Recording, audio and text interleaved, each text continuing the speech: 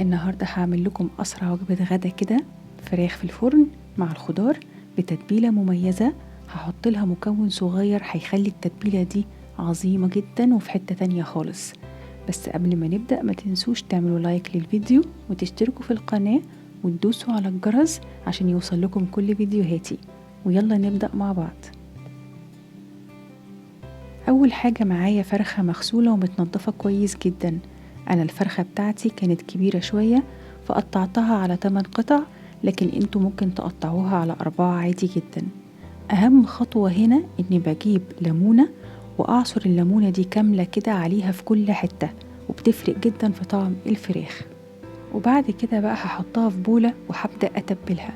فمعايا هنا شوية ملح حوالي نص معلقة صغيرة، ومعلقة صغيرة من البابريكا، ونص معلقة صغيرة من الفلفل الأسود، ونص معلقة صغيرة من الهوت صوص أو هريسة الشطة، دي اختيارية بس بتخلي الطعم لذيذ، ومعلقتين كبار من الصويا صوص. وخلي بالك لأن الصويا صوص بيبقى مالح، عشان كده أنا قللت في كمية الملح شوية. وهقلبهم بقى كويس جدا مع بعض لحد ما التتبيلة دي تدخل جوه الفراخ، وهسيبها بقى على جنب قد ايه، يعني مثلا كل ما التتبيلة قعدت 3-4 ساعات أو قبلها بليلة كاملة بيكون أحسن، وأقدر أحس بطعم التتبيل.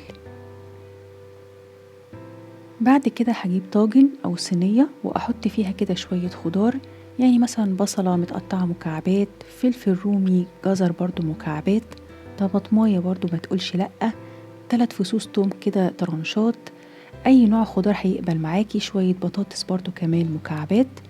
وهتبلهم بنفس تتبيلة الفراخ، يعني شوية ملح، شوية فلفل أسود، شوية بابريكا، ومعلقة كبيرة برضو من الصويا صوص، وكمان باقي الهوت صوص بتاعي. وهقلبهم بقى كويس جدا مع بعض. وبعد كده هضيف لهم ورقتين لورا، وهبدأ بقى ان انا ارص الفراخ بتاعتي كده بشكل حلو على الوش. وبعدين هضيف لها حوالي ربع كوباية من الزيت النباتي وممكن زبدة، وعلى جنب كده هضيف حوالي نص كوباية من المية، وخليها كده على جنب عشان ما تبوظش التتبيلة. وهدخلها الفرن سخن على درجة حرارة 240 لحد ما تستوي. بتاخد بقى لون روعة من الصويا صوص، الخضار كمان متكرمل كده ومستوي، واخد طعم تحفة من التتبيلة.